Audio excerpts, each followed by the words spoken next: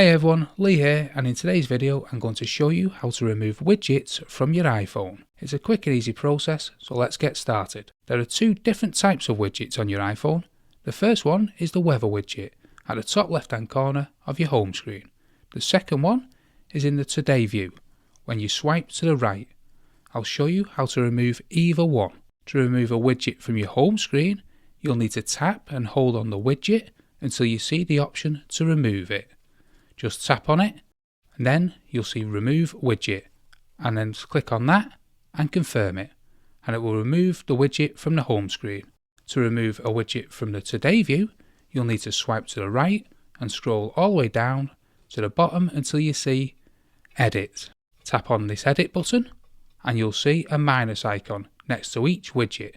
Tap on the minus icon on any of the widgets you want to remove and then confirm it by tapping Remove. If you accidentally remove a widget and you want it back, don't worry, you can always add it back in by tapping on the plus icon at the top left hand corner of the screen and selecting the widget you want to add. And that's it. Now you know how to remove widgets from your iPhone. If you have any questions, please leave them in the comments below, and don't forget to subscribe to my channel for more helpful videos. And thanks for watching.